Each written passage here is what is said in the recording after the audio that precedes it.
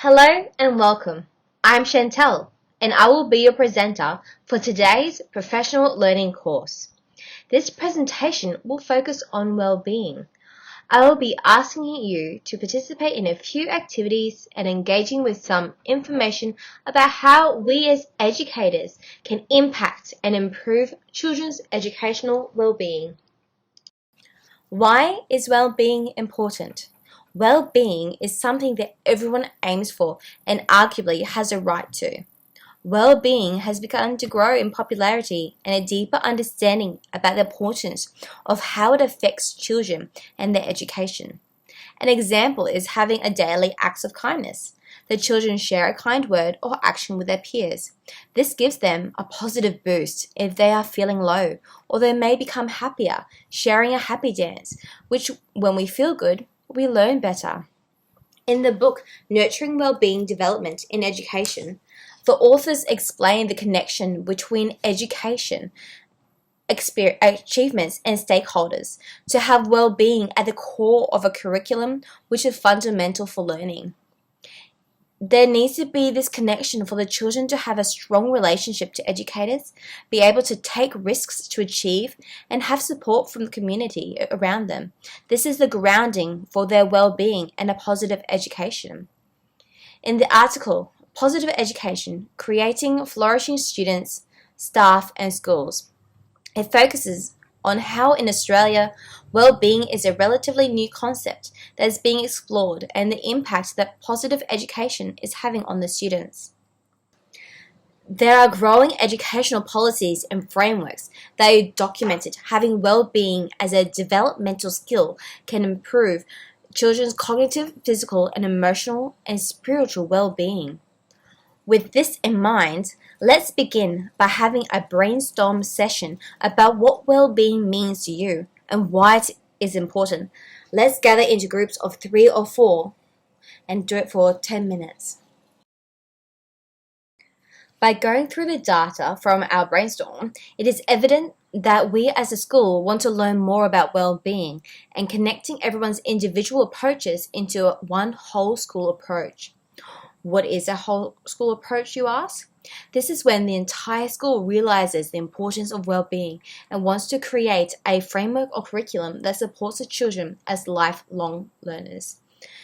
As the data from this BU research has shown, the rise of educator awareness of children's mental state has increased in the last 3 years, in which as educators we have seen the impact that a few small mindfulness strategies have and the effect that this has on our classes, and realize that if we can do this as a whole school, think about the effect a positive mental and emotional well-being will have on the entire cohort. This can be achieved by all stakeholders creating supportive environments, building capabilities, and developing early intervention programs.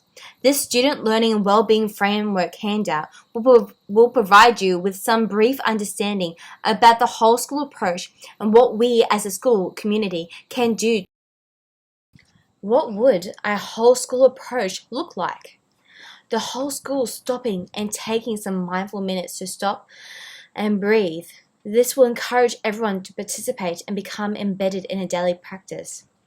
A school approach will encourage teachers and children to role model different strategies that work well for them to calm and connect their bodies back to breathing and the present moment.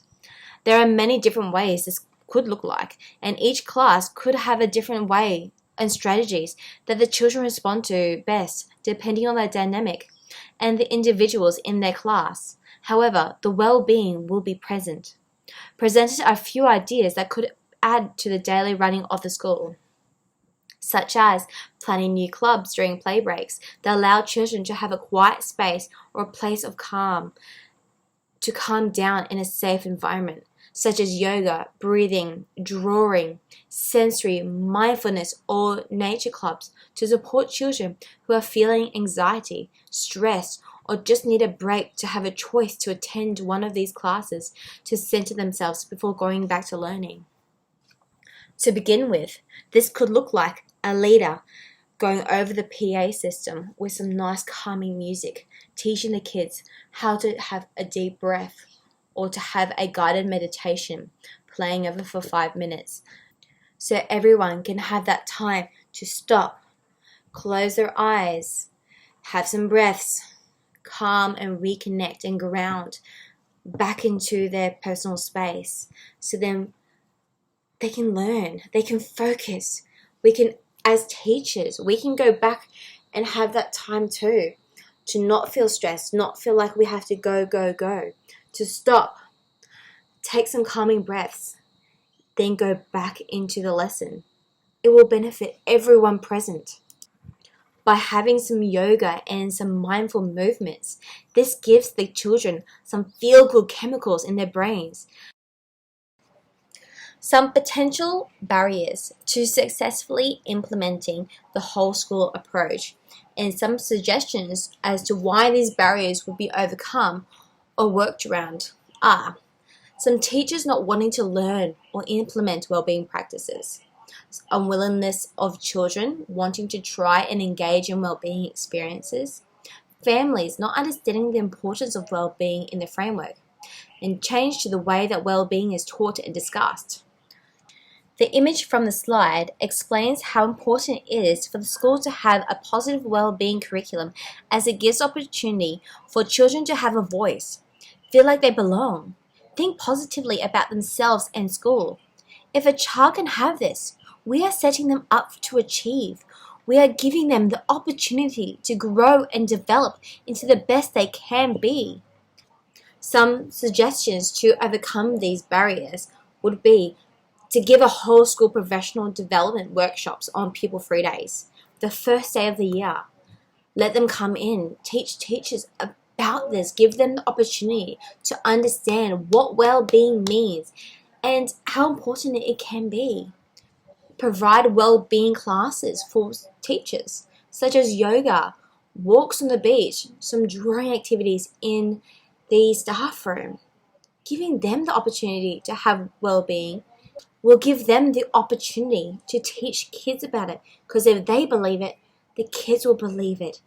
For the unwillingness of children not wanting to do these experiences, get them to decide, look at a few different options saying, what would you like to do best? Which one do you feel more comfortable doing?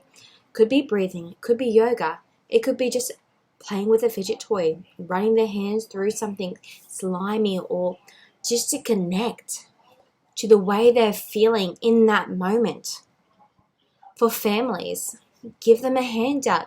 Send them to professional developments about well-being. Send home some homework for them to do with their family, such as going for a walk on the beach, going for a bike ride, sitting at a waterfall, to change the way that well-being is taught and discussed. Discuss it with the kids. Tell them, this is what well-being means. What do you think well-being means? Is there a way that we can show well-being to our friends in the way we learn, in the way we sit, in the way we breathe? Give them questions. Record what they say. Put it together. Share it with the class. Share it with the school. Maybe this can be an opportunity during assemblies that each class can show a way in which they have well-being in that classroom, in that dynamic. The role that teachers and leaders have in enabling student well-being. Leaders and teachers play an important role in enabling children's well-being as they create the foundation and critically reflect on what works to provide opportunities of collaboration and growth in children's understanding of what well-being is and the techniques that can be life-saving. When doing the mindful minutes daily, as a teacher, to join in and participate. Role model breathing techniques. It doesn't have to be during this time either. If you notice the children or yourself need to calm or reconnect, explain to this class, I see that we aren't feeling focused at this moment. Let us refocus and do some candle breaths to help us connect back to ourselves. Let's close our eyes. Big breath in, big breath out. 4 candle breaths. As educators, you form relationships with the children, and getting to know them, you can tell if a child is having an off day or if they need a break. You can ask if they want to take a mindful minute for the class. or if they want to take it themselves, or if they want to move into a different area to take some time to reconnect. Get the children to help. If we role model these mindful and well-being techniques, we provide examples for the children to follow. If we involve the children in developing these well-being practices, they will have ownership of these.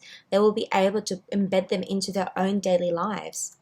By creating resources and experiences that are simple but effective, can ensure that they can do it outside of school, during a big exam, during a football match, and they can do it for the rest of their lives. How dramatic will that be? If we were taught these skills, how do you think that would have changed us? Would we be different?